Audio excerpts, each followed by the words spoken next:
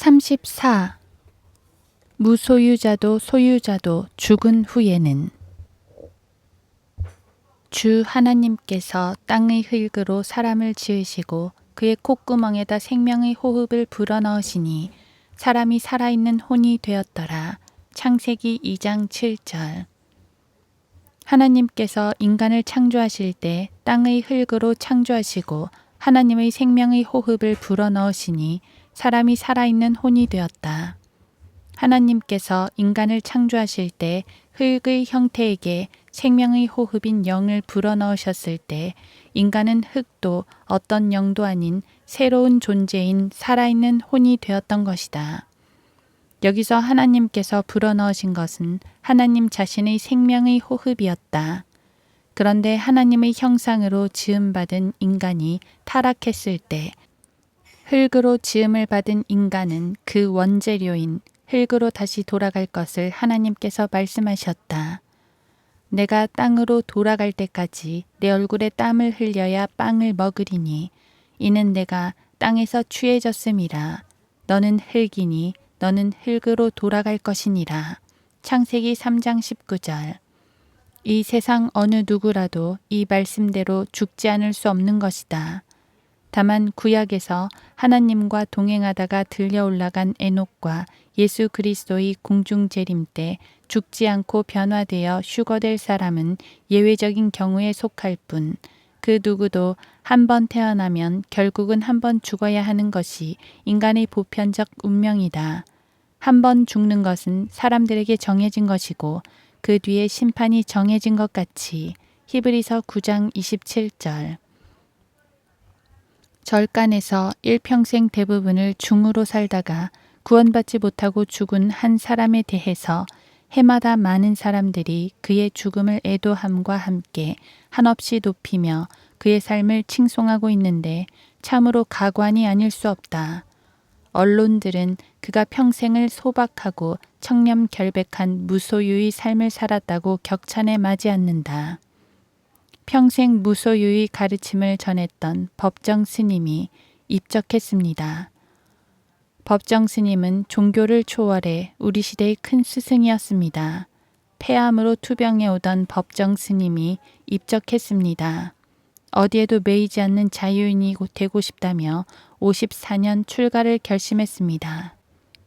지난 1975년부터 전남 송광사 불이람에서 17년 동안 홀로 수행하기도 했습니다. 치료를 받던 병원에서 자신이 지은 길상사로 옮겨진 직후 열반에 들었습니다. 이것이 언론이 늘어놓은 찬사와 그의 발자취의 일부분이다. 뿐만 아니라 사람들은 그의 입에서 나온 말이라면 모두 다 옳고 심오한 뜻이라도 있는 것처럼 관심을 두고 그 말을 되씹으면서 그의 삶을 본받으라고 부추기고 있다. 그를 추종하는 사람들이 그가 살아생전에 했던 말들을 모아놓은 어록에 담긴 내용을 보면 보편적인 상식선에서의 진리는 될지언정 역시 성경의 절대 진리와는 거리가 먼 내용들이다.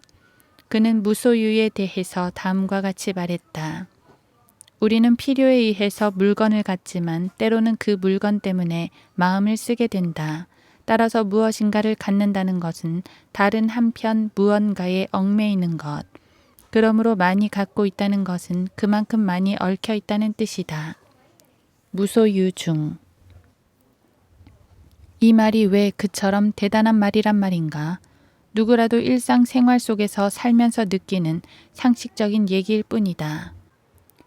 사람들은 무소유라는 말을 지나치게 미화해서 써먹고 있을 뿐이지만 성경은 무소유랍시고 결혼을 금하여 가족도 없고 모든 물질을 소유하지 말라고 말씀하시지 않으셨다. 예수님께서는 오히려 다음과 같이 말씀하셨다. 누구든지 가진 사람은 더 받게 되어 풍성하게 가지게 될 것이요.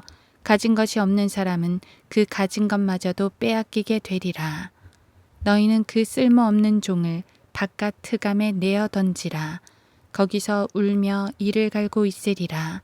마태복음 25장 29, 30절. 다만 물질에 대한 성경의 가르침은 주님을 섬기는데 방해가 되지 않도록 지혜롭게 처신하라고 말씀하신다. 그러나 설령 내가 장가가도 죄짓는 것이 아니며 설령 처녀가 시집가도 죄짓는 것이 아니니라. 그러나 그럴 경우에는 육신의 고통이 있게 되리니 나는 너희를 아끼노라. 형제들아, 내가 이것을 말하노니 때가 얼마 남지 않았으니 이제부터 아내가 있는 사람들은 없는 것 같이 하며 또 우는 사람들은 울지 않는 것 같이 하고 기뻐하는 사람들은 기뻐하지 않는 것 같이 하며 또 물건을 사는 사람들은 소유하지 않는 것 같이 하라. 그리고 이 세상을 이용하는 자들은 다 이용하지 못할 것처럼 하라. 이는 이 세상의 형체가 사라져감이라. 고린도전서 7장 28에서 31절.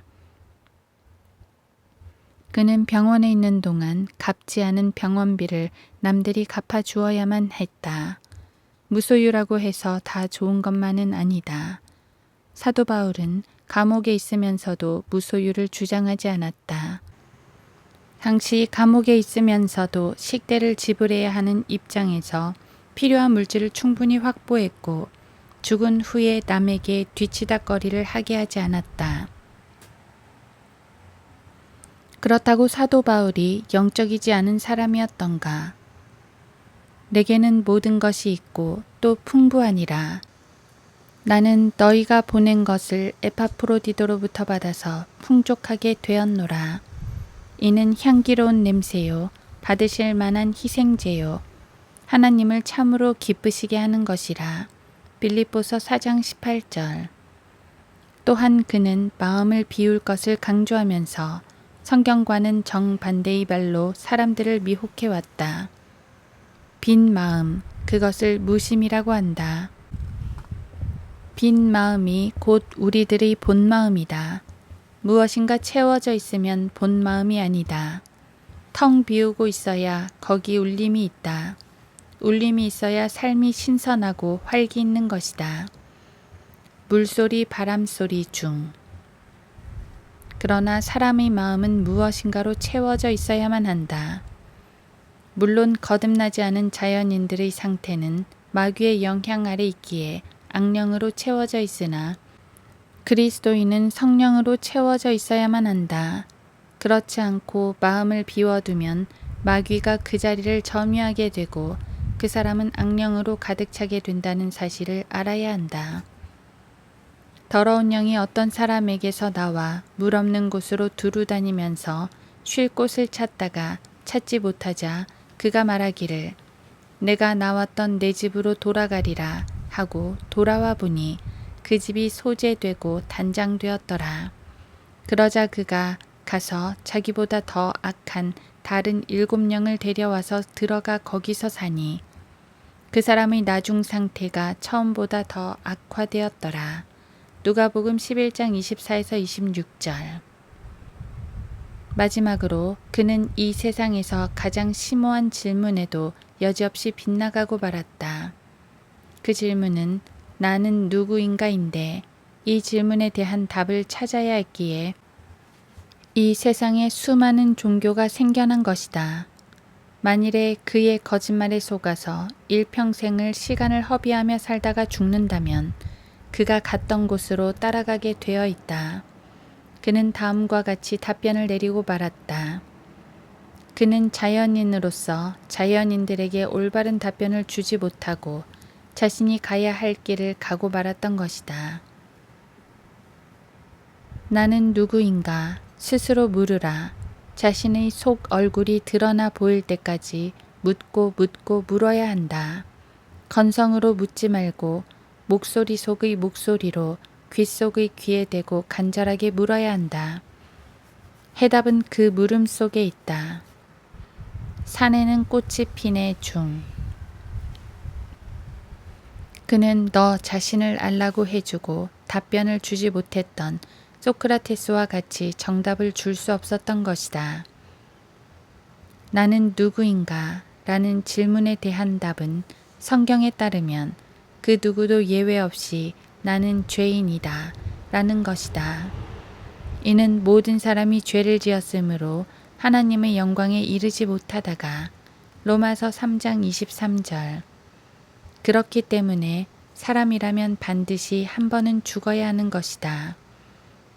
이런 연유로 한 사람에 의하여 죄가 세상으로 들어오고 그 죄에 의하여 사망이 왔으니 그리하여 모든 사람이 죄를 지었으므로 사망이 모든 사람에게 전달되었느니라. 로마서 5장 12절. 그런데 사람들은 죽음과 사망 후에 어떤 일들이 일어나는지 자세히 모르기 때문에 막연할 수밖에 없다. 성경을 통해서 보는 죽음은 영과 혼과 육체의 분리일 뿐 모든 것이 끝나는 것이 아니다. 첫째로 몸은 누구라도 죽으면 무덤, 즉 흙으로 돌아간다. 모두가 한 곳으로 가나니 모두가 흙에서 왔고 모두가 흙으로 다시 돌아가도다. 전도서 3장 20절. 모든 육체는 함께 멸망하고 인간은 다시 흙으로 돌아갈 것이라. 욥기 34장 15절. 그러나 영과 혼은 비물질이기에 결코 죽지 않는 불멸의 존재이므로 가는 곳이 육체가 가는 무덤이 아니다. 사람의 호흡이 멈추면 영은 그 몸에서 빠져나와 그것 생명의 호흡을 주셨던 하나님께 회수되고 혼 역시 구원 여부에 따라서 지옥이나 낙원으로 가게 된다.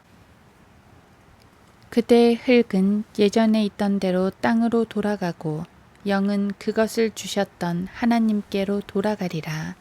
전도서 12장 7절. 이러한 사실을 알 턱이 없는 사람들이 주장하는 죽음에 관한 어떤 말에도 점수를 주면 안 된다. 사람들은 그 사람의 죽음에 대해서 말할 때 입적이라는 불교 용어를 쓰는데 그것은 모든 압박에서 벗어나 고요한 곳으로 들어가게 되다 라는 뜻을 지녔으며 바로 중들의 죽음을 의미한다. 또한 불교에서 죽음을 의미하는 표현들은 다양한데 열반은 도를 완전히 깨우치고 모든 중고와 번뇌가 끊어진 해탈의 경지에 들었다는 뜻으로 승려의 죽음을 의미하는 말이라고 한다. 그 외에도 정멸, 귀적, 인멸 등 불교에서 죽음을 의미하는 용어는 여러 가지가 있는데 대부분 불타오르는 듯한 고뇌, 번뇌의 불을 꺼버리고 깨달음의 지혜인 보리를 완성한 경지를 의미한다고 주장하기도 한다. 그렇기 때문에 그들에게 있어서 죽음은 깨달음을 완성한 단계로 죽음 그 자체를 슬퍼하지 않는다고 한다.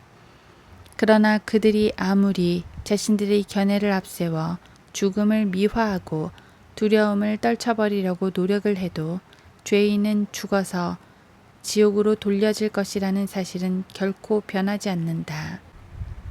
누구나 죽으면 무소유자든지 소유자든지 지옥 아니면 낙원으로 가게 되는 것이다. 악인은 지옥으로 돌려질 것이요 하나님을 잊어버린 모든 민족들도 그러하리라. 시편 9편 17절.